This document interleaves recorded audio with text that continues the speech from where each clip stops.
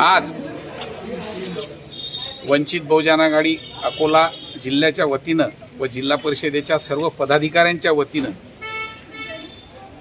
कालिदास तापी नावाचे जे बीडीओ आहेत त्यांच्यावर महिलाची छेडखानी करण्याचा जो गुन्हा दाखल झाला होता, त्यानंतर या इथल्या प्रशासनानं थोडं आळमुठी धोरण पत्करलं होतं।